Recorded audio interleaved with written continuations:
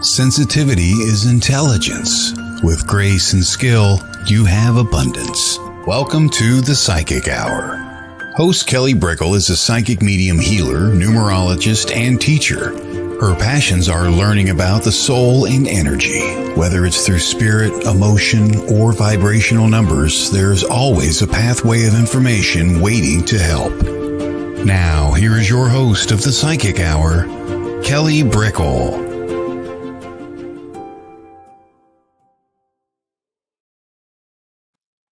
Hello! Welcome to the Psychic Hour. It's another Wednesday, and it's great to see you. We have the fantastic Kelley Eckhardt in today as our guest, and we will be talking with her in about 10-15 minutes, bringing her in. So if you have any questions regarding mediumship, regarding Kelley's journey, please come on down, and we're going to be taking comments towards the end of the show, taking questions. So come and say hi as well. Welcome. So I hope everyone has been having a good week. We're officially in summer. It's that summer solstice energy. And the vibration of summer is all about having fun. It's about learning what makes you happy. Every season has a different cycle. Yes, the world turns, and the way that the sun hits the earth and we have longer days, shorter nights, that comes into effect. So there's the equinoxes, right? As well as the solstices. And energetically, it also means something too. Winter, spring, fall, summer, they all have these messages behind what it means. And it's considered a very sacred time. It's considered a time of change. It's considered a time of awakening, but different parts of ourselves for different seasons. And summer is really all about like the invigoration of life.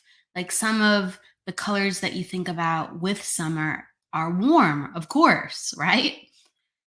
If I told you a cool one, I'd probably surprise you. But warm, like you have the oranges and the yellows, and those colors really signify like joy and zest for life. And sometimes that seems simple. It seems like, well, yeah, like joy, happiness, woohoo.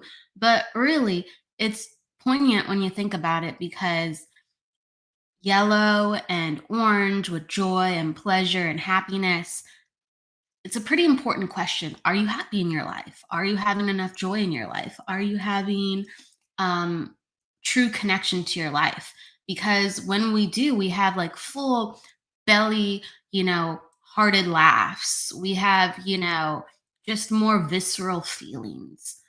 Sometimes, we can say we're happy within life, but do we really feel it? Sometimes we almost have like a numbing feeling to life. Sometimes we're like, yeah, I'm enthusiastic, but you don't feel it in your body. And that's really what the vibration of joy and pleasure is all about. Like, do you feel it within your body? And that's really how that orange vibration comes in. And the yellow vibration is focusing on the self, self-evaluation, understanding, are you really participating in life? And that question is really important, because we could be semi-participating. We could, say, yeah, I'm participating in life, but I feel like I haven't arrived yet. You could even think that way. Like, yeah, I'm on the trek, I'm on the journey. I'm going there. I'm evolving. I'm growing, right? And it's the state of not yet having, and that joy, that pleasure, really being in the moment of life, and that welcoming of that summer solstice energy is encouraging you to be in the moment.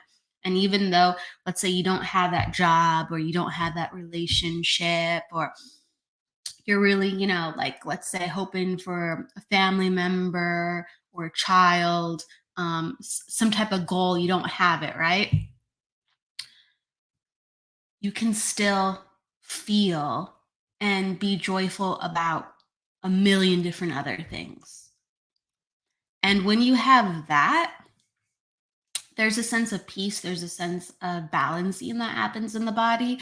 And when your body is able to experience joy and pleasure, um, you start to open up your energy and it just becomes a more full bodied, rich experience. So sometimes, too, like I want to talk about aura colors for a second. Sometimes when there's a color within the aura, our energy is bringing up a certain color that we need, not only that we most certainly are. Like, for instance, sometimes when there's a lot of orange around somebody, actually, they're very happy go lucky and they love, to laugh. They love feel good situations. They're always trying to create them, right? But that orange can also be representative of what the person longs for. So it's like, let's say it's very mental in their field, but it's not so much in their body, that rich orange or that rich yellow, since we're talking about joy, pleasure, sense of self. And that's important to understand because a person can be those vibrations. But let's say they have difficulty bringing them to a certain extent in the world. So just honor that within yourself. Like, I might be this person, but I haven't completely integrated it. And so is that delaying my happiness, or have I never thought about it that I'm not living it fully in my body? That I always say, yeah, maybe someday, one day. That's really important to think about. Um, there's almost like a healing that can happen for yourself within those considerations. So, within the different colors that surface, um, also the red is another warm color. Red is about really grounding. Red is about actually taking leadership for what you want to bring into the world. So it doesn't have to be leadership for, a group. It's leadership for self. Like, I embody, this energy. I embody this idea. I embody this action. And so you can use color to actually see the energy in other people and what they're bringing into the world, or you can wear color to help build up these frequencies. And I like to talk about color a lot from an intentional standpoint. I do. But the number one thing with summer that I would like you to take and fly with is during the solstices. A lot of people write down intentions. A lot of people meditate. A lot of people have goals. And it's almost like a New Year's Eve kind of vibe for people who aren't aware of, like, let's say, what an equinox ceremony could be, or what just, positive vibes for what it represents. And so you just write down your lists. You can just sit down and meditate, and you can just say, I'm in the energy of rebirth. I'm in the energy of celebration. I'm in the energy of cultivating. And you just manifest. That's all everybody's doing. If you're wondering, like, what are some of the spiritual ceremonies like about? Because sometimes people hold, like, you know, celebrations at spiritualist churches, or sometimes there's groups that bring in that energy, and it's all it is. It's about the celebration of life and how you want to create your life and what you want to manifest. So it's as simple as that. It's not all the way up there in the clouds. It's not hoity-toity. It's actually really grounded, like the colors, those reds, those orange, those yellows. Just have fun and invite more joy into your life. And really, that is a huge part of healing. A lot of times, we have to go back to every day. I talked about how important it is to consider joy, but we have to go back to kind of every day what we're doing to cultivate that. There's almost like a needing sometimes of self-soothing, or even activities we have as a personal therapy to ourselves. Some people do art and it puts them back into their body. Sometimes people make sure, like, I need 30 minutes with my animals because it grounds me and it opens up my heart. It connects my spirit. or you need to sit next to a loved one or cuddle or listen to a certain type of music because that music, reinvigorates like just moving and feeling. So we all have our things that soothe us, to put us back in touch with who we are, and that not only makes us feel good, but joy is also it's a prescription we all need. So look it over your life. Think about, how am I utilizing my joy every day? Think about your week. Think about your month. Think about your year. Put it into perspective. And 5 years ago, were you more joyful or were you less joyful? And why is that? Is it because of a person, a circumstance? Is it because of where you are in life? These are things that are very, very important with taking the reins of your life and having this full-bodied, open-hearted, redirection back online. So, in the inspiration of summer solstice, joy, happiness, celebration, I wish that onto you. And we are going to bring in Kelley Eckhardt in just a moment. So we will see you back in a few.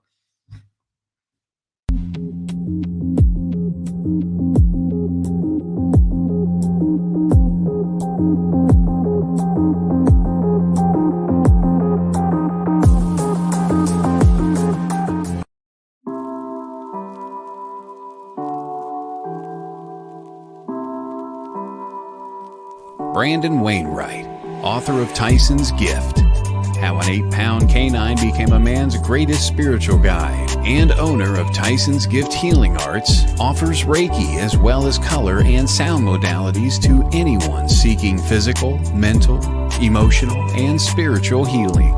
While color and sound healing, a technique that brings balance and health to one's chakras and body, must be provided in person. Reiki, a Japanese form of energy healing, can be given in person or equally effectively from a distance. For more information or to make an appointment for a session, please visit TysonsGiftHealing.com. That's TysonsGiftHealing.com.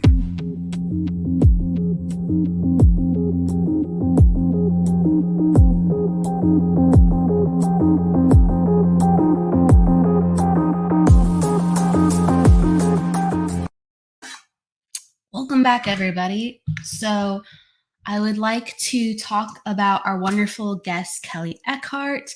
Kelley Eckhardt is an evidential medium, psychic, ordained minister, and author of The Last Breath.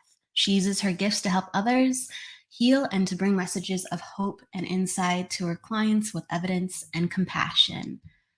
So if we could give a warm welcome to Kelley Eckhardt. Hello. Hey, Kelley. Oh, I can't hear you. No worries. I love the background, though. That is such a pretty background. Speaking of summer and the beach, we'll get you on. We still won't hear you. That's okay. I'll give you a huge thumbs up when I can. Can you hear me, though? Just to make sure? Okay, good. Good. So sometimes just making sure the microphone, no worries. We'll get it on. We will fly free with hearing those gorgeous videos in a second, those gorgeous audios. It's making me, your background, I don't talk about kind of like all the things. Oh, I thought I heard Kelley. It's making Can me. you hear me now? I have Yes. just my microphone. I don't know why. I tested it before we came on and it worked great. So I don't know what happened. Sometimes spirits at play. Yeah, Right? I mean, it's a great microphone. I don't know. I use it every week. I'm like, it was working because I did a little test. Yeah. Oh, well, sorry about that. But can you hear me good? Yeah, it's okay. Yeah, wonky stuff can happen. For some reason, on certain shows, right before I start, my clock on my computer will turn off. So I'll be like, oh, I have to use my cell phone to keep track of the time. Yeah, because it's weird stuff. Yes, it does. I agree. Anyways, thank you for having me. Hello and welcome.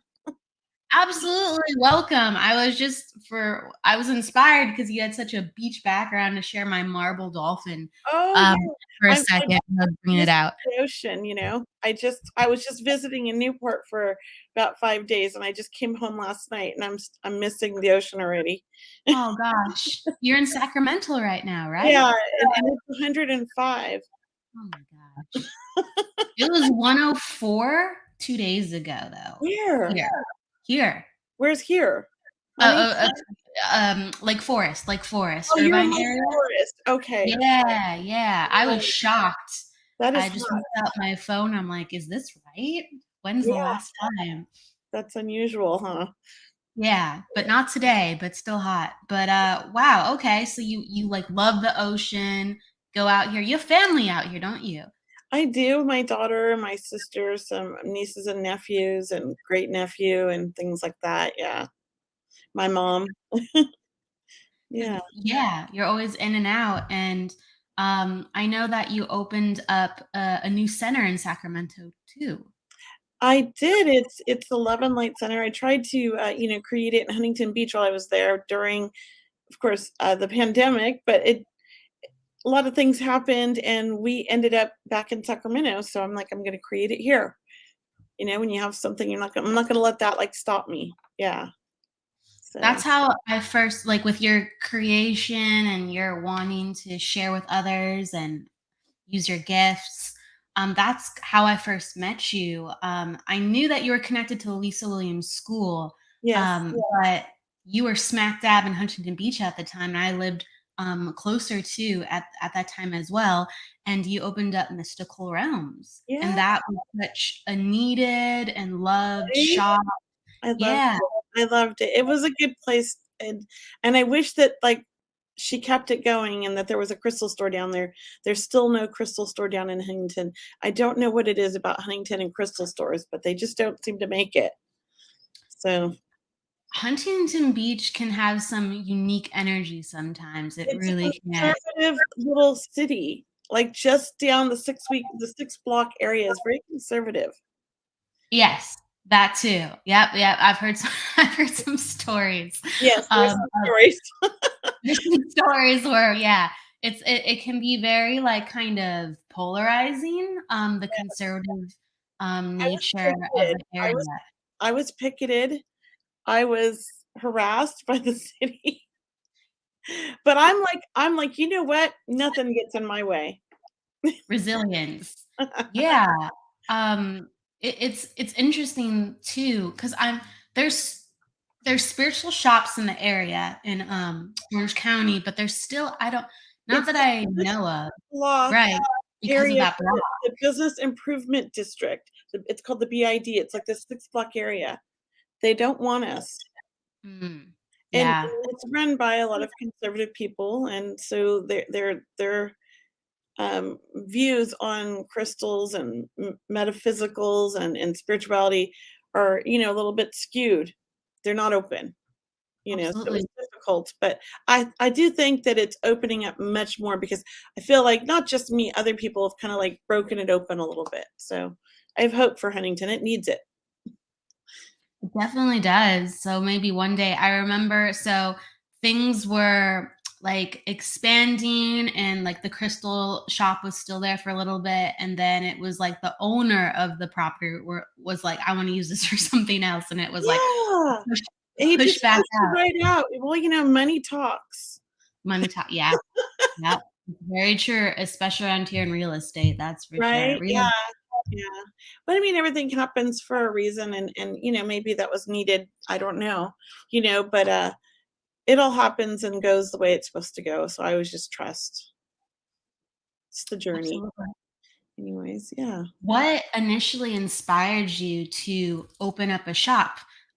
Because it's such a tremendous undertaking.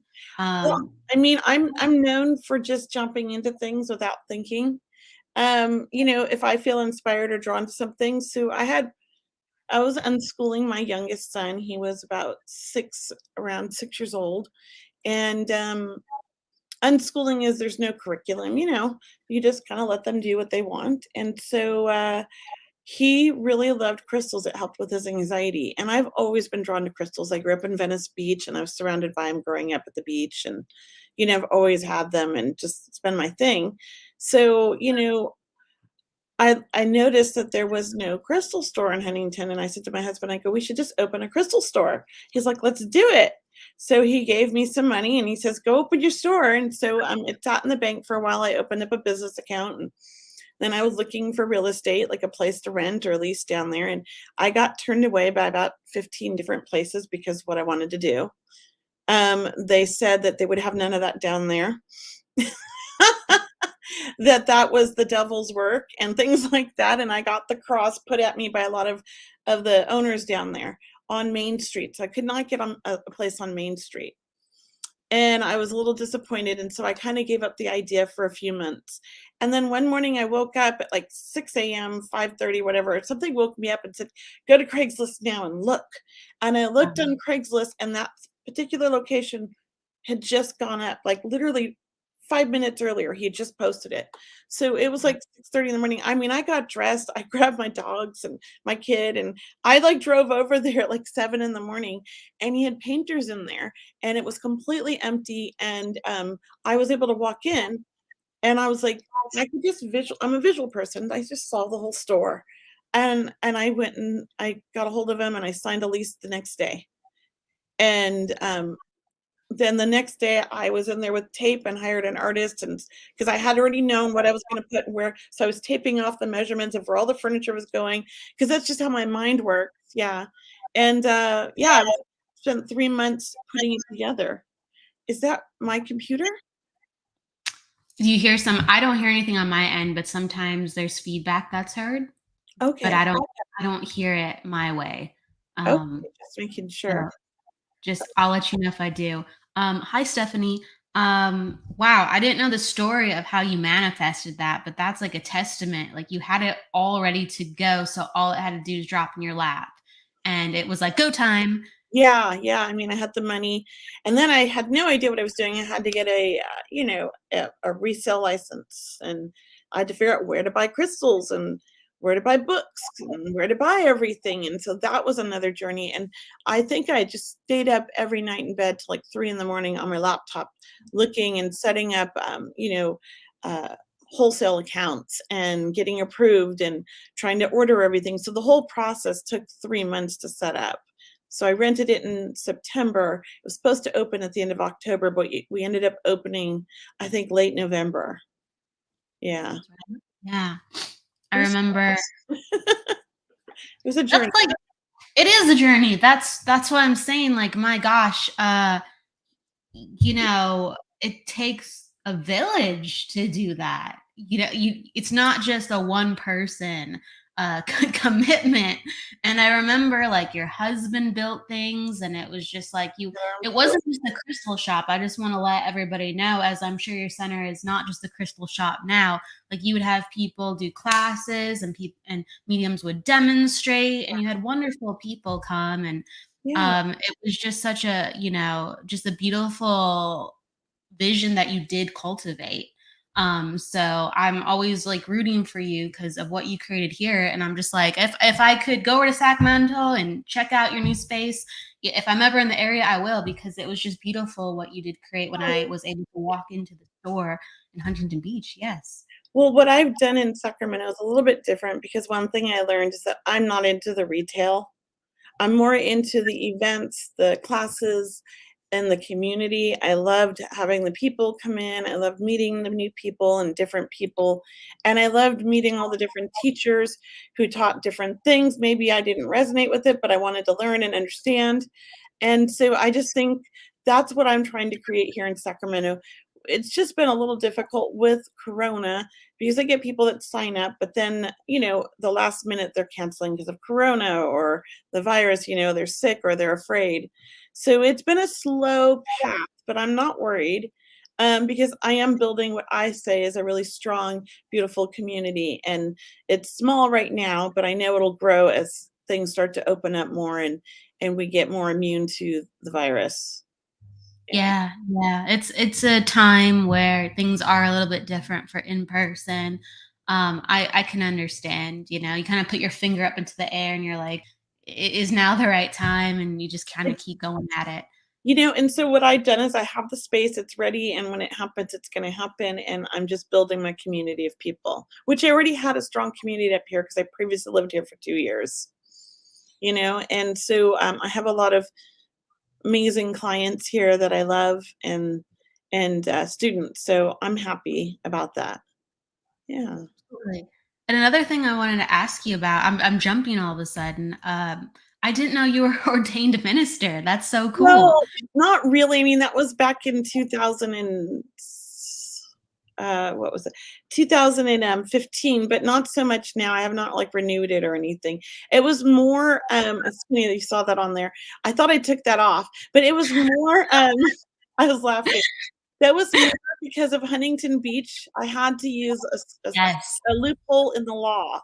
Yes, I understand now. I have an ordained minister and call it my spiritual center, the Crystal Store, and that we were practicing our religions in there so that they could not harass me. The district attorney got involved, but I love, you know what, bring it on. If it's something I believe in, I'm gonna speak up, and I'm gonna hire my own attorneys. And I got some legal advice, and I was told what I could do. And so the district attorney did get involved, and they backed off. But the second time around, when I came back and I started to create the 11 Light Center, the district attorney started harassing me, and he actually drove by and left me a note.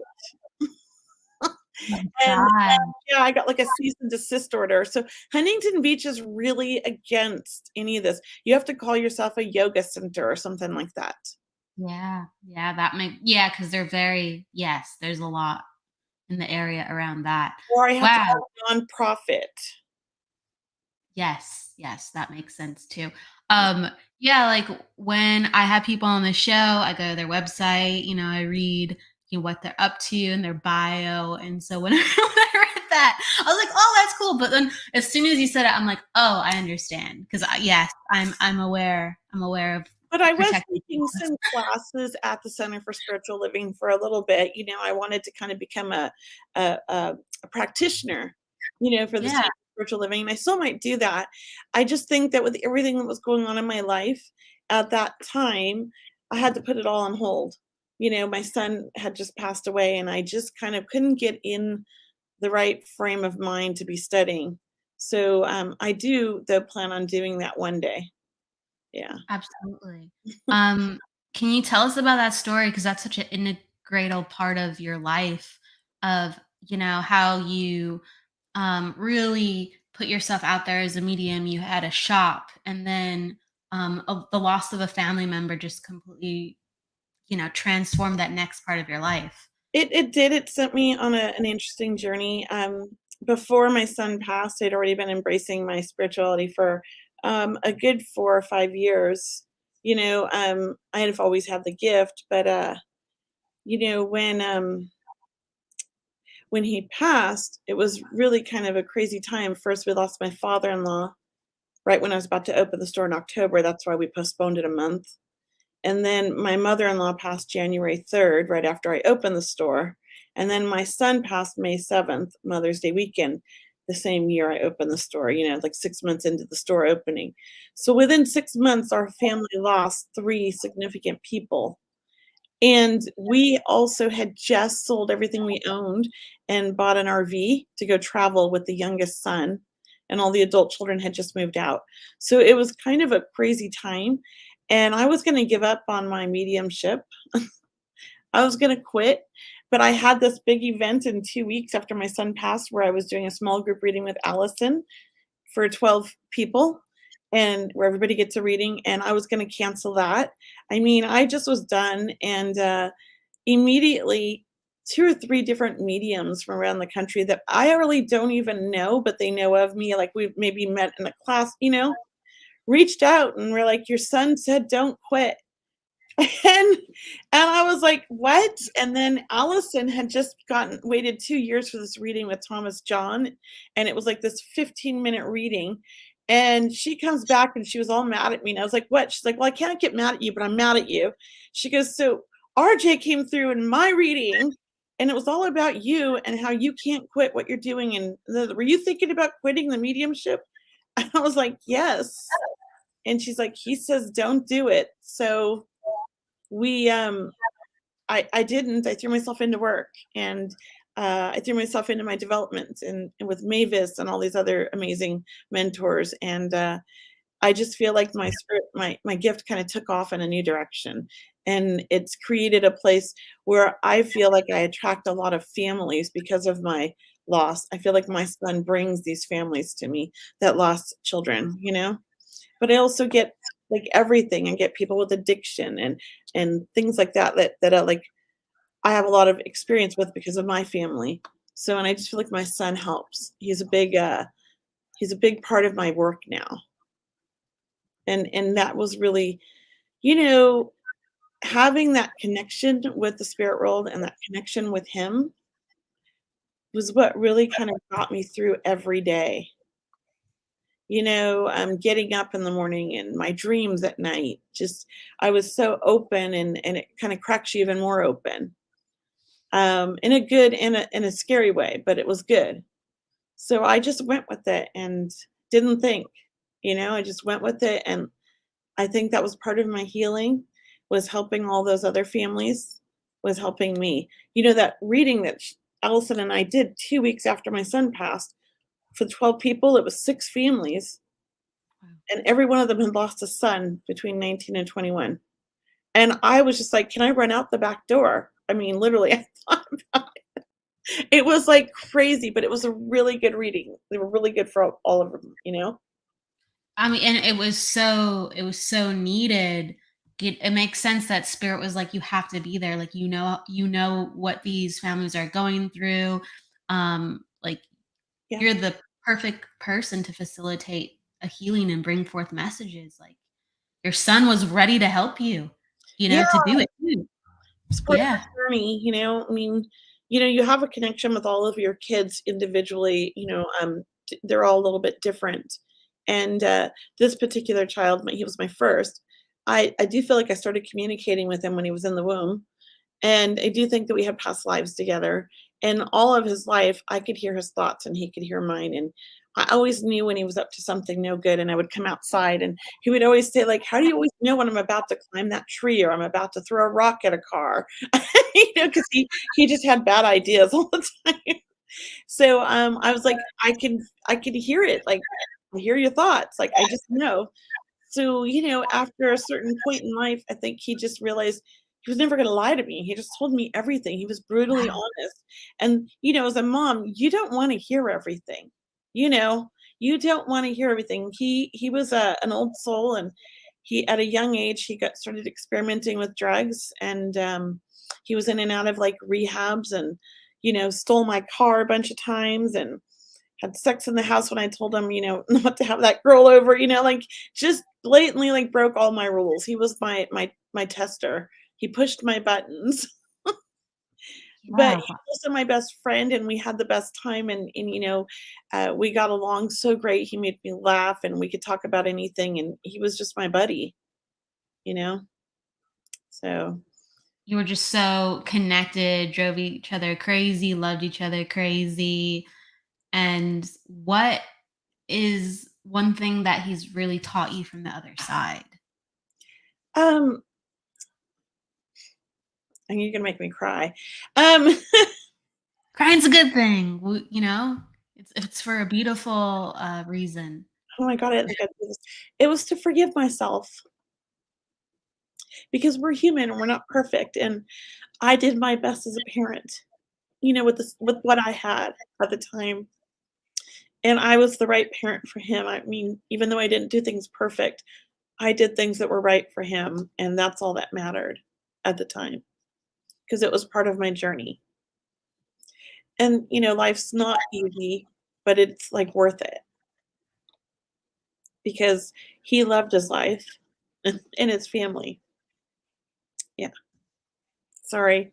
I never No, it's um, beau you, Kelly, you're making me cry. I feel it's beautiful. The emotion that's coming from you is honestly beautiful. It's a testament how open your heart is, like, you just live life with an open heart. And, no matter if we know what we're doing or not, because, we're all going through life and we're like, I'm not quite sure about this, but I just feel like I should be doing this. It's just like your life has always been so spirit led. It has. I mean, there was a time in my life, probably around my teens, where I really was like, this is not true. Get out of my head. You guys are not predicting things for me. Like, stop telling me this. It was like I had this like angel on my shoulder going, don't drink. Don't drink that with all your friends. Don't smoke that pot. Don't do that, Kelly. And I would get stomach aches and I would feel all sick to my stomach. And my brother would be like out there partying and saying, don't worry about it. Just do it and who cares what the consequences are? You've already done it. Just have fun with it. And I was just like, no, this has got bad consequences. And so it really, I wanted it to go away. And so I tried to ignore it for a long time.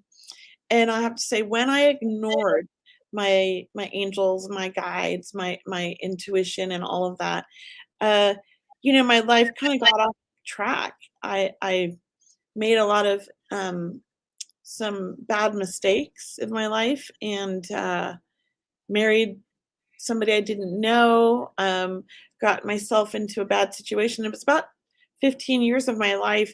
I would say I was really lost. And it wasn't until I had children, literally my daughter, I think, to where I finally was like, I'm taking charge again and I'm going to start following my guides and my angels. And they saved my life. I mean, they've saved my life growing up, but they saved my life as an adult too. I've always had these angels that I've had a connection with since birth. And I remember being in the spirit world. And so these 6 angels, there's 5 of them most of the time, but every now and then a 6th one comes. But it's 3 women and 2 men, and on occasionally it's 3 men and 3 women. And I've always had them. I don't know who they are, but one of them is my great grandmother. I know that, and I always thought she was an angel, so I still think that maybe she's a guide, and maybe these are guides. But to me, they present themselves as angels, and they've always come and saved me. I say, like, say change lanes, and I'll change lanes in the freeway, and then boom, there's this like 10-car pileup in the lane I was in. A fire I was in as a baby, they carried me through the flames. I didn't get burnt. Yeah, my ex-husband, my first marriage, tried to murder me. Had a pillow over my head, was straddling me, had his hands around my neck, and I was gone. I was with my angels, and they said, "Nope, go back there. It's not your time. We're going to help you get him off." And so I got my feet under him somehow and threw him 3 feet through a wall and was able to escape with my child. So they brought me back every time. They're always there for me, and they pretty much showed me my husband now. And I argued with them over him for like a year because he wasn't doing so great when they were showing him to me. I love addicts. I love drug addicts, right? It happens like that sometimes. They'll show you like maybe, like, hey, we'll give you a heads up. You got to pay attention. And you're like, really? Yeah, I was like, no, he was still married. He was kind of going through his divorce. He was dating like these hot strippers and, he's going through a midlife crisis, right? And I'm like, no, I'm like this, he's my best friend too. And he was my boss. And I was like, never, like, no. And then he started hitting on me and I was like, back off. Like, no way, you're my buddy. That's it, Well, somehow we ended up living together in Vegas. We rented a house, this huge 7-bedroom house, and we ran the business out of it. And I had one half and he had one half. And within a month we were just like a family and it was all over. Happened at the Blue Man Group, one drink and it was all over.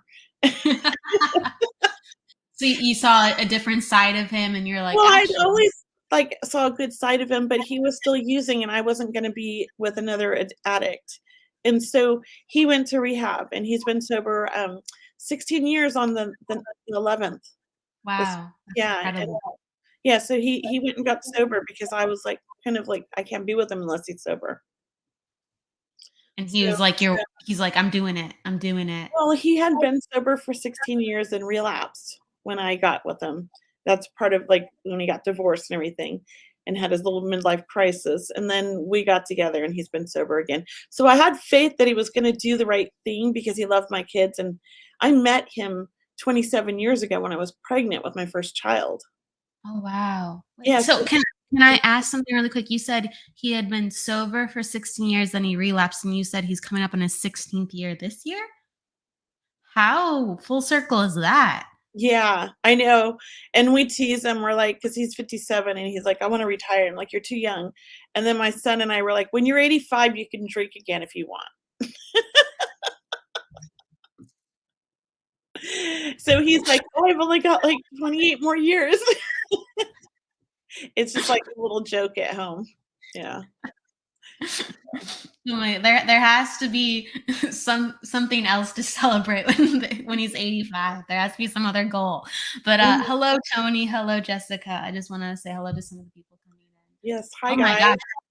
my gosh. What an amazing story of how just life is just, yeah, it just drops all these people in at the right time. And it just, so you've really always lived by like kind of the seat of your pants, like with life, like we're doing this, we're doing that, I guess we're here, right? Well, I grew up in this really chaotic family, and I'm the youngest of 5 kids. My mom had a total of 6, but she put one up for adoption, the first child, and I'm the baby. And we moved every 6 months, and it was like, here's a green trash bag, Kelley, pack up whatever you can take in that. And it was in the middle of the night because we got evicted or something, because my mom was raising 5 kids on her own, and my dad was an alcoholic. My mom was mentally ill. And sometimes we'd live in our car. And I went to 13 elementary schools. And so, I'm really adaptable to many different situations. I'm not afraid of change because of that. So the good outcome of all that trauma is that I have no fear of change or learning new things. And it's really served me well as an adult. I mean, I was able to get great jobs that people who had, their bachelor's degrees would get, right? But I had no education. I took the proficiency exam at 16 and been on my own since. But I had jobs that college educated people had at like 24, and I was making, $50,000-$60,000 a year. And my friends were just graduating from their universities with this huge debt, making 35. So I've done really well because of that. And I've learned some amazing things, and I've taught myself everything. Like I'm taught myself how to program databases. I'm really mathematical. So I always do really well on those tests they give you in employers, And so I've done bookkeeping. I've done HR management. I had a side business while doing all that when the kids were young and teaching everybody how to use Excel and Office. And I did whatever it took to like take care of my family and be there. I want to give you credit too. Like you're really like this Renaissance woman. During the pandemic, she like learned how to sew to make masks for people who didn't have masks. One time she posted a picture of a pumpkin pie, like the crust was made from scratch. Like you're a woman of many talents. I love to bake. Okay. I've been baking since I was like 5 because my mom was never home. And so we'd come home from school and we'd bake cookies and cakes and everything. And I was really good with math. So I was really good at measuring. But after a certain point, I could just throw those ingredients in there without measuring. I'm good at making lemon meringue, apple pies, cakes, and everything. I love that stuff. I don't bake though because I just eat it and I can't eat anymore. It looks really good what you're baking. So that's fascinating too. So your brain can actually learn very effectively and quickly. And you said your brain's mathematical. That's interesting because a lot of intuitive people in this work, their brain is so right brain, but you have such strength in that left brain as well. Well, I come from a family of like highly gifted or high IQ people. And my dad was a mathematician at UCLA, and my mom's really good with math as well. Believe it or not, she wouldn't know when you talk to her. But and they ran out of math classes for me in school. That's part of why I left at 16. They had no more. I finished all the math classes in middle school. And at the time, middle school went to 9th grade. I finished them all in 7th grade. They just kept making me take algebra over and over, like the highest algebra class they had. So when I got to high school, I was already doing calculus and all that. And so I was like, I don't want to do this. I'm bored. The only reason I went to school is for math. And so Uh, and I had always had a job and I had like $7,000 in the bank. So I took the proficiency exam and moved out. if I Yeah. may ask too, so like, um, depending on how people are connected to numbers or even geometry, sometimes if you are really natural with geometry, you can see shapes really easy in your mind's eye. Have you ever had experiences of that, or what have been your experiences with numbers? I get a lot of numbers from spirit. They speak to me with numbers a lot. And I've never learned numerology. I love that you do that, and I'm excited to talk to you more about that. But I do have I I get a lot of numbers. My son gives me numbers 420 because he was a stoner, and that's kind of the his way of torturing me from the other side. It started like the week he died, but he's always giving me that number. So that's just, a way that spirit communicates with me. Even during readings, I get numbers constantly. It's usually about children, but if it's not about children, I know it's a date of something important. So I do get that a lot. I'm a very visual person, so spatial. Um, I can measure anything with my eye or level anything with my eye. I'm just really good at that. I don't need a level. And so spirit does show me a lot of, I'm very clairvoyant, so a lot of visuals like movies. But I'm also very clairsentient and clair-knowing. I have those clairs really strong, those three. And so I do depends on the spirit. If somebody's showing me more visual, I know that they were very mathematical and they were very creative minded, because I think mathematical is connected to creativity and music and things like that. But people always think it's more that like one-sided like brain, but it's really a combination of both, I believe. I just think they've got it wrong. Yeah, I agree with you. I agree with you. I guess it's quite fantastic that you're so mathematical, like with everything. It's Yeah. really I mean, I used to be so good with math, and now I'm like, I could care less. I need my calculator now. I'm like 51. It's like, forget that stuff. I think it's a whole nother world. It's a whole nother world. Yeah. You know, you've explored that world. I don't think I've ever explored that world as deeply as you have just naturally. But yeah, it's just there's a lot of times people go, okay, this is in the world. Why don't you do this or that? And it's like I have my hands full, like doing this. Right? We only can do so much with our learning and uptake that sometimes you have to not close the door, but you're just not thinking about Put it anything on regarding hold. that. Yeah. Yeah. That's like my with my work here, like I have so much I want to do as a medium that I'm like slowly building up, because I have one more child at home. He's 15 and we're unschoolers, right? So my job is him first. And so I have to create a schedule that is balanced with work and my child. Not that he's a child, but he's 15, right? But he takes music classes. We took the summer off, but he typically takes music classes 4 days a week. He does online classes, math and English and German and computer programming. He has friends, and so I take them on outings. I try to do that weekly if we can when it's summertime, because most of them are in school. So it's like I have to make myself available for him first, and then once he's like got his license in a year, I Uh-oh. mean, I feel like it's all over. Like he's good, because he's pretty self-sufficient. He's a smart kid. I really think that they're pretty much grown up at 16. Most European countries believe that too. They finish school at 16 and they go off to college. The US, we kind of baby them a little too long. There So, is some of that. huh?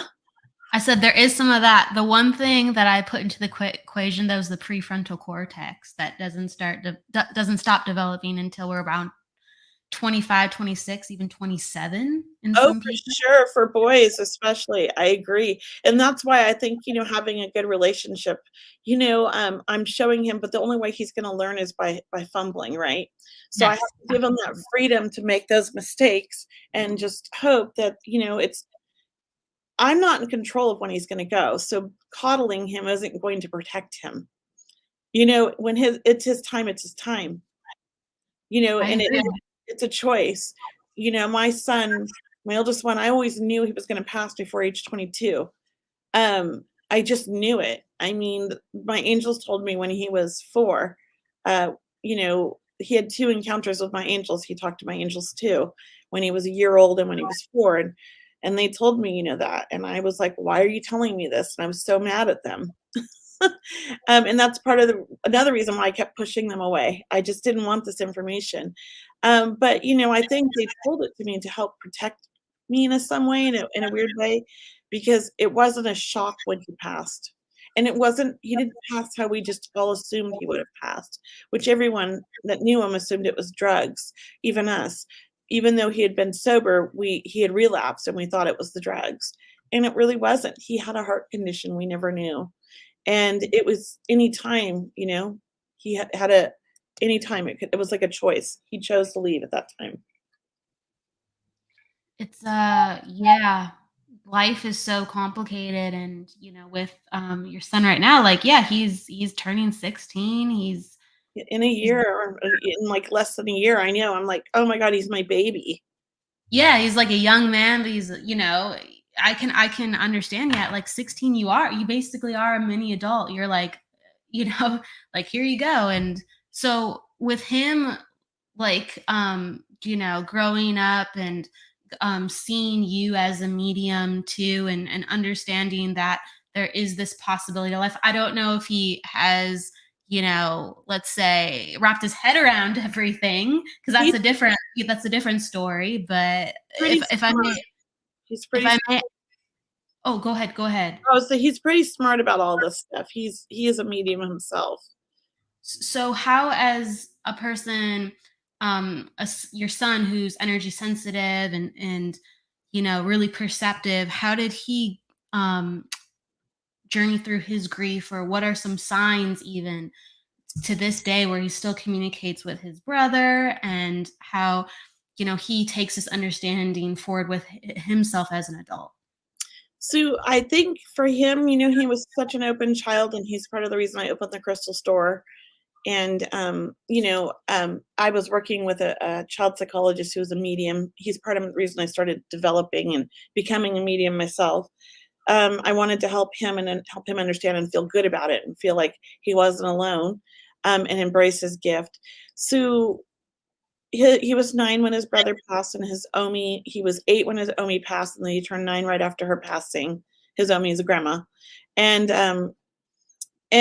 he was really perceptive when his grandmother passed. He said to me, "I know my grandmother passed. Dad doesn't have to keep it a secret," because my husband didn't want me to tell him until he came home, and he knew that. And he says, I talked to her." So he had said goodbye to her.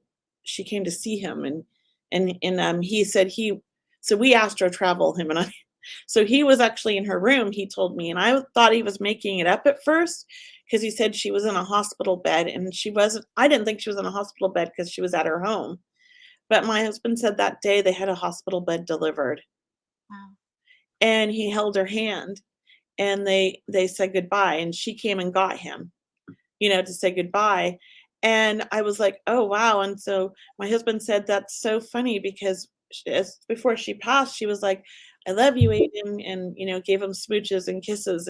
But there was nobody there, and she was holding like a hand, they said. And they were like thinking it was really crazy, but Aiden described it all. So I know that he, with her, it was a little bit, he was ready for it. He knew she was sick. Um, when his brother passed, he has Asperger's, and he's very intelligent, and so he doesn't always think what he says. And so right after we found him, we saw the ambulances, and I when I came back to the car, that day to sit with the family because they were all in the car, he says, "Well, what did you expect with the way he was living his life?" I just wanted to smack him. And he couldn't cry for his brother. And it was about 6 months for him where he could not cry, and I was really worried. And he was having nightmares every time he'd see his brother in his sleep. So I think his grief with his brother has been hard, and it's still going. I mean, recently this year, he wanted a picture of his brother in his room because he had forgotten what he looked like, and he couldn't remember his voice, and he wanted to know if I had any recordings of his voice. And he was really sad about that. So I think, with children, and even like my older daughter, it's been difficult for her. She hasn't dealt with it any way that we have. We're all different. And as a family, you know, going through losing somebody so important in the family, it's so strange because it's like there's this big piece missing in the family, and it's like nobody knows where their place is anymore, or who we're supposed to be, or how we're supposed to interact. It's like finding new roles. So we've all been learning, and it's been a difficult road, but we've been doing it. It's not easy. It's not easy.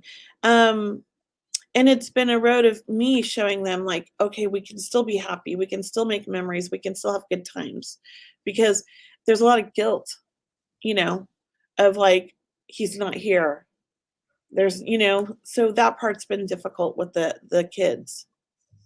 But now that he's older, right around 12, he denounced his gifts and he wanted nothing to do with them, and he didn't believe it anymore, and he was too intelligent. But now he's 15. I let him go through his stages. He believes in it, but he wants nothing to do with it, and he doesn't want any part of it. He just wants to be normal. And I said, "Well, you could want a lot of things, but it just doesn't go away. I just want you to know." And he goes, "Okay, I understand that, but right now I've shut it down, and it's good. It's gone." I said, "Okay, that's fine," because I taught him how to manage his energy. No one taught me that. That's such an Right. amazing thing to teach your kids. If you can teach them how to manage their energies, where they can shut it down so they're not picking up everything, it makes life so much easier for them. Absolutely. Gosh. So, okay, yeah, like that's good. He's in phases, and even though he wants to, I guess, shut it down, does he still get like signs? Or is he like, no, I don't even want to connect with signs. I'll just go through my own way. If he does, he won't talk about it. Okay. Fair And enough. and I think he's an animal communicator. So he's definitely got away with the animals, and pretty sure he's talking to them and they're talking to him, and he has no shame in that one.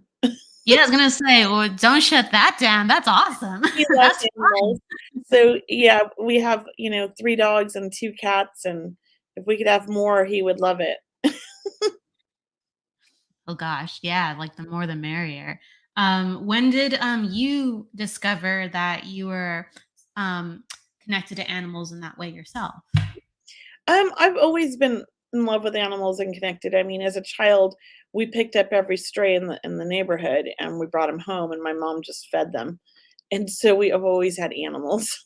I mean, I do feel like I always felt like I was communicating with them. It wasn't until I started learning trance mediumship that I realized I was truly communicating with my animals. I went into a trance, and my dog Daisy was sitting on my lap, and I was just practicing trance by myself at the house. No one was home, and I was like, I'm just going to go into a trance with spirit. It's kind of like sitting in the power, but I went into a trance, and I was in Daisy's body, my dog, and I could feel her teeth, and she had a toothache, and it hurt so bad. And so when I came out of the trance, she was just looking at me like, and so I took her to the vet, and they did a cleaning, and she had an abscess back there, and I didn't know until I did that. And so I said, "Well, we can connect with them, like, I am doing this, like, you think you are, but it's not like evidential mediumship where the dog's like, 'Yes, I can understand that. Yes, I can take that,'" You're like,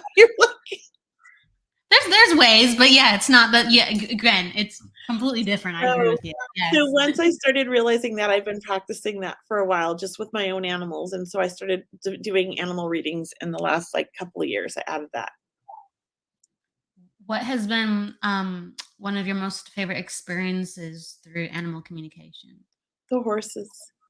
Horses, yeah, horses are they're I don't have a lot of experience with horses. Oh my gosh, my little baby, my cat Oren, he's like my son in a way. He's like in the background right now, and Is he's he like, meowing? ah, ah. Is he When meowing? 'Cause I yes, yes. keep hearing cat meows, and I'm, like, thinking, "Is there a cat in my office?" No, no, he's muffled, so it's amazing that you can hear him, but It yeah, was he's so really loud. loud at the I same thought there was time. a cat in my office. That's yeah, you can hear it in this room. He gets sometimes if I'm in the room and if I've been like in here an hour, he he's like, let me in, let me in. I'm like, buddy, no, I'm sorry, I can't. But sorry. Um, with horses though, yeah, he's a character, let me tell you. They feel so different. And let me know your experience too. So yeah, I've been around like dogs and cats a lot, mostly cats. And when I felt like the energy of a horse's mind, I was like, oh, you operate very differently. They're very smart. Yeah. And they have their own personalities. And I'm not a horse person. I mean, I've never had a horse in my life. I mean, I've gone horseback riding where I paid, right?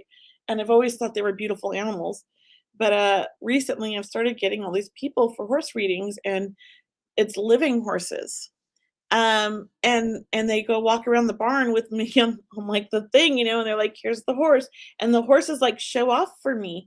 And I could just hear their thoughts, and they're just so animated and so like so much personality. And they want to tell me everything. It's like they're so talkative. And so this one lady had like these 3 horses, and one of them had something under the metal. I don't even know the terminology. It was so funny. But I was telling her, under the metal hoof thing that you put on, I said, there's something that's bothering it. There's an inflammation under there. And so there was like a little infection under his foot, but they couldn't see it and they didn't know or something. And then another one was allergic to the hay. And he was telling me he did not like this hay, that she needed to buy it somewhere else. And I'm like, never even heard of that. Well, I guess that's the thing. And he had a sensitivity to the hay that she was buying. There was something in it that was really upsetting his stomach. So she had to buy him special hay, and it worked. I mean, just crazy stuff. And one of them just didn't like people, or like, and so at the barn that it was like a public barn, too many people were coming and going, and it was really disturbing and stressing the horse out. So it wanted to be moved. Yeah, you're right. Like the thoughts are more, Quick. I don't know, they're just, it's more human like. You know Yes. what I mean? Yes. Yeah. It's really interesting. I've I haven't had a lot of experiences reading for horses. Like just a couple living and past, and they would just tell me certain information too, and I'd be like, oh, wow, like, that's quite clear. That really is clear. Or one time, like, even, someone asked me, like, "Oh, do you know how old, like, he or she was when she passed?" And the horse was showing me the timeline, and I was just like, my logical mind was like, "I don't know how old a horse lives Yeah. until," like, you know what I Yeah. mean? But, Yeah. like, they were Sure. just ready. They were just ready to Yeah. hand me things on the fly. Yeah. I But the think. Go ahead. Oh, yeah, I was gonna say, like, I was around, like, a horse I was communicating with once, and the horse was so stubborn. Yes. Very strong boundaries, like, "You can't do this, you can't do this," and I was like, that's okay," but the horse was so stubborn, and I'm like, "Whoa." Yeah. Yeah. My first reading that when I was doing mediumship was at the crystal store, like with an animal. Um, because I wasn't doing animal readings, right? And this woman came in, and immediately this really cute, sandy, like dirty brown, like hair, like light brown hair, like shaggy hair, these beautiful piercing blue eyes. Surfer dude showed up, and he was like really hot. And it was like her best friend, he told me. And she's like, yes. The whole reading, I'm telling her about this, her best friend. I'm like, you guys did everything together. And I go, what's so strange is like, he's like, yeah, you guys slept in the bed, but there was never any sex. It was just totally like, we're buddies. And she's like, exactly. Yeah, he snuggled with me all the time, but we never, no, he was my friend. He was my best friend. I'm like, and he was like eating at the table with her, like everything. Like they went everywhere together. And this was like, he's like a brother. And she's like, he was kind of like a brother. Yeah. And at the end, she was laughing. She goes, "You pegged my dog 100%." And then she showed me a picture, and he was a brown Australian shepherd with these piercing blue eyes, and he surfed. He was on a surfboard, but he came through as a human, and I did not know it was a dog. I'm like, he's a surfer, because he showed me a surfboard, and he was surfing, and he was really good at surfing. She's like, "Oh yeah, he's great." Um, so it was like. Some animals think they're human, you know? It's almost like the perception of himself, like he wasn't a dog. Well, they had conversations all the time. She's like, yeah, he literally like answered her. She'd talk to him all the time like he was like another person, and he'd like whatever. She was like, I knew what he was saying. I'm like, because he was like, because I said, you guys have like the best conversations. And I'll never forget that because I'm like, okay, that was a human. That was not a dog. Like, so I do think that our soul is a soul. And maybe, when we're born, all the different lives, like maybe we can choose and we do choose to be animals. I just don't remember any of those lives for myself, except I'm Yeah. always have a memory of being a black panther and I have a Interesting. memory of being a horse. But I always just thought it's when I go into this one meditation, I'm seeing through a panther's eyes or a horse's eyes when they're running fast. Whoa, that's Like, cool. maybe I was a horse, that's why I'm connecting so well with them and they're being drawn to me, or maybe I was a panther, I don't know, but yeah, those are the only 2 things I can connect with that, maybe I was in a past life. I definitely believe that it's possible for us to have, other lifetimes where we're not human. I think that's a thing for sure.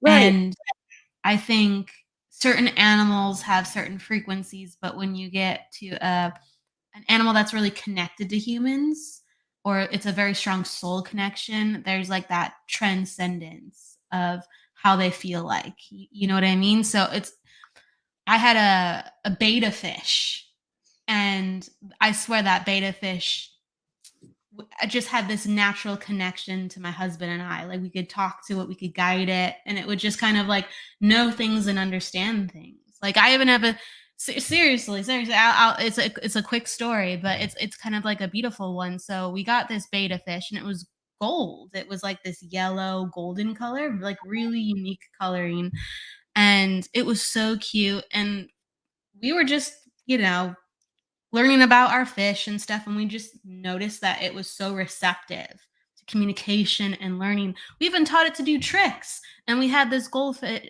I almost called it a goldfish because it looked like a goldfish. It actually didn't even look like a beta fish. It looked like a gold. It was a beta fish though, but it just such unique coloring. Yeah. And it had like black around its eyes, so it like its eyes looked like even like a goldfish. Yeah. Um, and we had, unfortunately, his name is Oro, and we only had him for about 3 days. We were trying to figure out how to build a better tank for him. And so we went to a pet shop and they said, "Oh, you're using the wrong kind of water. You should use this." Oh.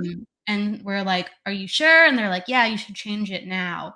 It will ensure, a better quality for him." So we did what the pet shop told us to do. And we went out for like lunch or something or an errand, and we came back and he had passed from Oh. the advice that we were given, unfortunately. So, but I remember when we went out and came back, I opened the door and all of a sudden I saw a golden retriever run across my feet in spirit, Oh, he and it was going into the light. And I was like, "What?" And it was like it was a young dog, but it was a dog, and it was a yeah. golden retriever, like golden fur and everything. I'm just like, "Why did the dog just run past me in spirit?" And I'm just like, "That's interesting." And when we walk into our bedroom, he had passed, Oh. That's right? interesting that he turned into the golden retriever. It is. I wonder I if believe it because I know my past life, I immediately was a 3-year-old little girl in spirit, but I died at 22. So why did I go into a 3-year-old little girl? I don't know, but I think we get to choose. we get to choose. I wonder if, like, right, there's that connection to another life and that happiness Mhm. and the freeness.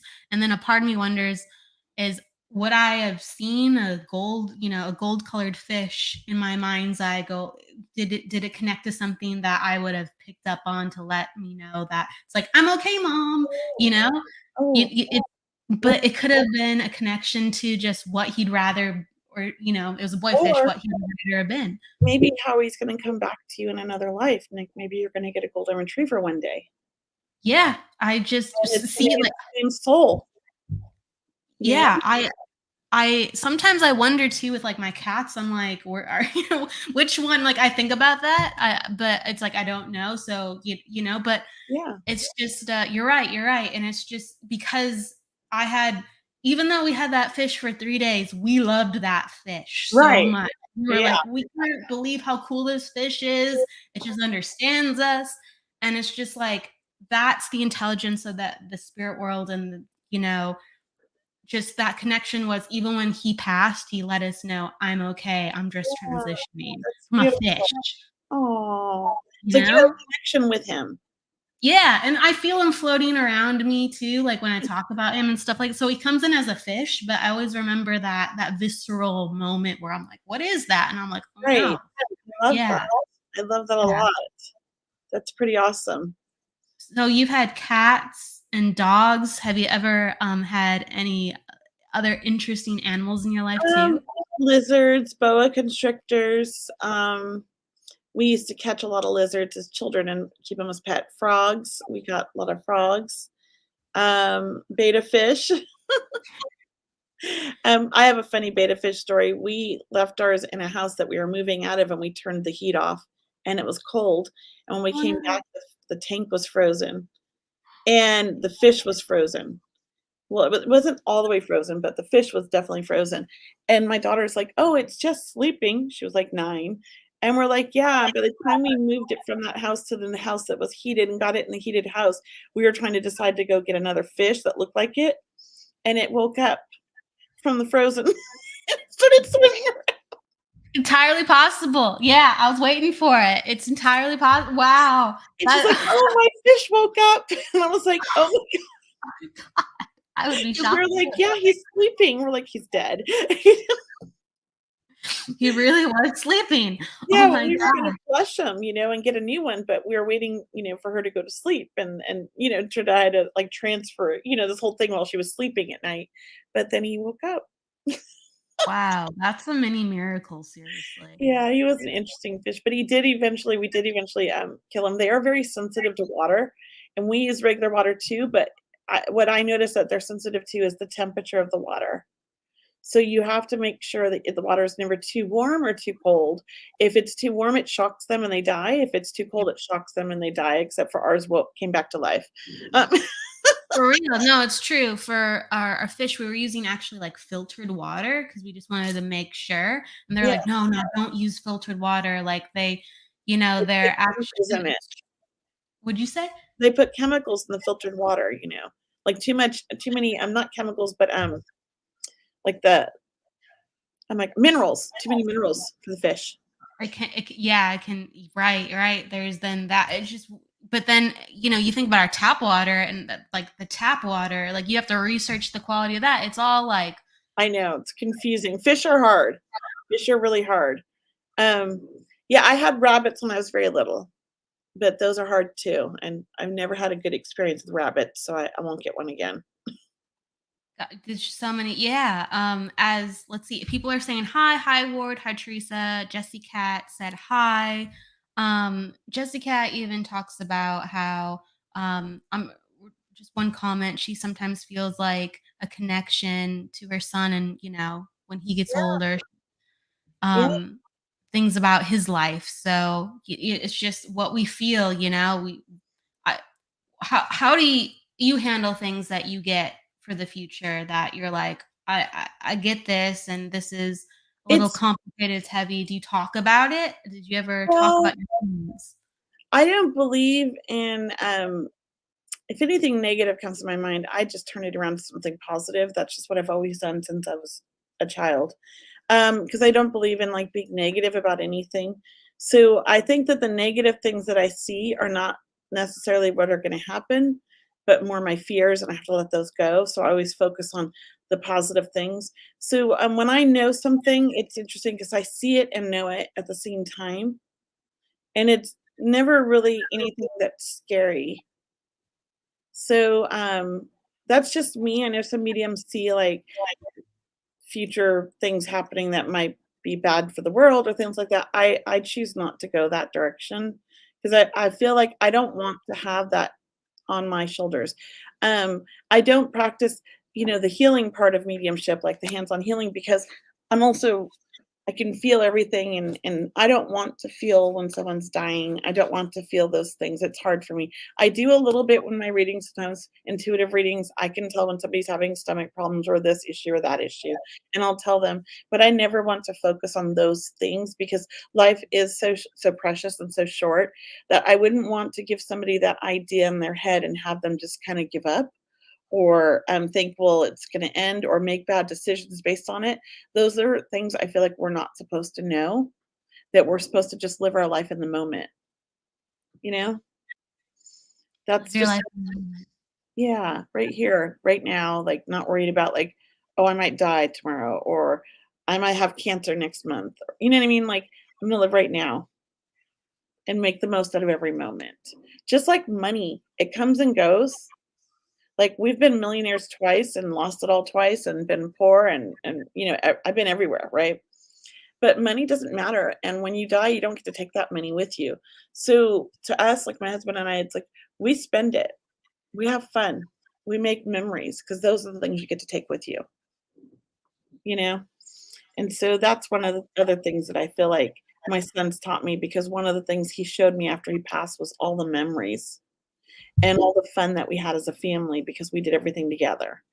And we had that going on. Even the bad memories are kind of funny now, some of them. The things that he did that tortured us, like we'd get a call from the police in the middle of the night to come pick him up, and our car wasn't there. He had taken our car, but he didn't get arrested in the car. He got arrested at a party.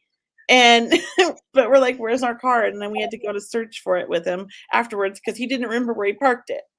So it was just like, and he was 14 at the time. Yeah, I mean, he was a handful. He was a handful. You walk out at 3 in the morning to go drive to the police station and you have no car. You're like, "What the, I'm gonna kill this child." Oh no. Yeah, he was crafty. He was a smart kid. He started driving when he was 11, I guess, apparently, I found out. Wow. He Wow. he knew our schedule. Yeah, I mean, gosh, if you're smart, you can figure things out, and let me tell you, it sounds like you did. He was a great driver, let me tell you. He was an excellent driver. We actually, when he got his license, we let him drive on all of our family trips, because he was just so good at it. I'm And sure he's proud of it too, proud of that. he was an excellent driver. I have to say, he takes after me. My husband might say the other way, but he takes after me with driving. Yeah. That's amazing. You're the good driver of the family too. That's, I like to believe that. Hey, you're a Renaissance woman. I'll keep saying it. So, hi, Sherry. So yeah, thank you for that perspective on it. Because yeah, like some things that people feel or see or experience, like it's really important to draw, certain distinctions of our feelings versus like full-bodied energy, um, receivings, or messages from spirit, or it's important to talk about that. In you said living in the moment. So in this moment, what do you have going on? What do you want to share with people? How can people find you and be a part of what you're doing right now?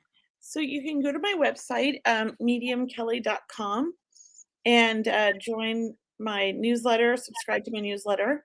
You could also check me out every Wednesday. I have a show on right after yours at 3 o'clock, and we post ours on our Facebook. You can find me on social media. It's at Medium Kelley for Instagram, Facebook, YouTube, not YouTube, Instagram, Facebook, TikTok, and Twitter is all at Medium Kelley. And my website's mediumkelly.com.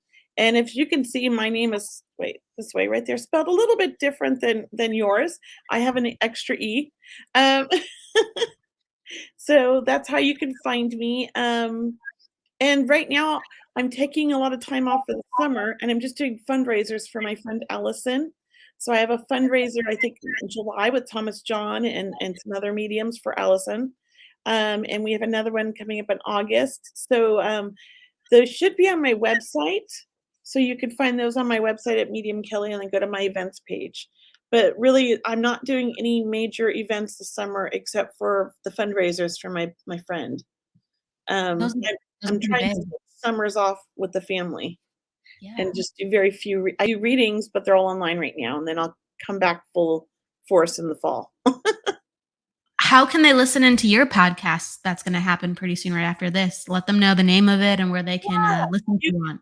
You can find us at voiceamerica.com, and we are called Seeing Beyond, Living Transformed. You can also watch us on my YouTube page, it's Medium Kelley. If you just look up Medium Kelley on YouTube and go to my page and subscribe, you can see us live there. Or you can watch us on my Facebook page at it's Facebook at Medium Kelley. Those three places. We're also on after the fact on all of the podcast apps, as well.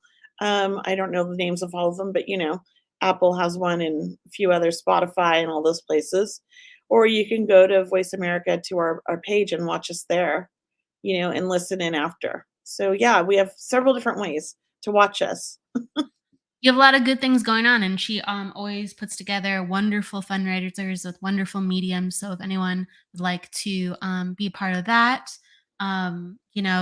you would be attending an event and being a possible recipient in a group demonstration. And she always puts together wonderful, wonderful events. So I encourage you to check out. And you're going to be on our show next week.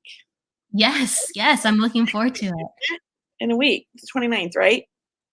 Yes, it's the 29th, and we'll be doing some numerology readings, some callers. I'm excited to do that, and I'm excited to talk to you about numerology, and I love colors. I also use colors, so and I love doing color readings. So I love it. It's like it. I keep it open ended as a tool. I'm very clairvoyant, like you are. I'm a very visual person. Yeah. So I can understand how you connect to things too in that sense, and colors just naturally come in. Yes, I see colors for people all the time. It's very cool, and I love that. One of my favorite things to do is, the little shape of the body is to color it in for somebody for a reading and then give the reading off of those colors.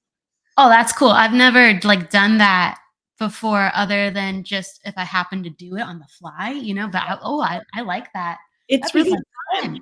I only do it for certain readings, but yeah, every now and then I'll pull that out and I just start coloring while I'm talking to them. Oh, that's cool. That's like, that's kind of okay. But I have to put that in my back pocket if something to do. That'd be awesome. I would love to have you on again and talk about your relationship with color and your experiences with being clairvoyant. I would love to have you on in the future and explore that. And even we didn't even get into animals, so it's just like you're so fun to talk to. So it was a pleasure. Well, thank you for having me. And I had a great time talking to you too. I'm looking forward to next week. I am too. So before we leave, I always ask the guests, would you like to offer a parting message of wisdom or a parting word to the audience? Oh my gosh, don't put me on the spot. Okay. You can think of a color. I think a parting message really would just be to embrace each moment this summer. And I know I heard you talking about summer and colors and things like that. And to me, I love summer. I love summertime. I love water. And so what I want to embrace with is really that aqua blue color, which just brings about happiness.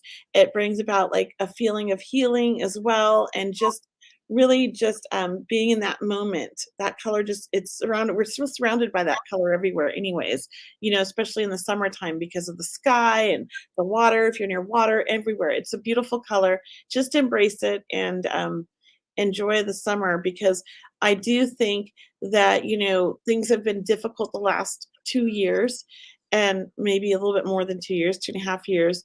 And I think that, to me, it's like we're going through this rebirth, and this summer seems like kind of a jumping off point.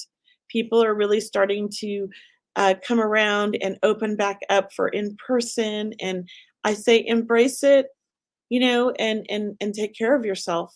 Focus on just living life this summer, because we got a lot of making up to do. We do. You heard it from Kelley. Live colorfully. Use colors to heal. We need it. I'm going to say to everybody, go with love, luck, light, and live, everybody. Thank you so much, Kelley. Thank you. All right. Bye.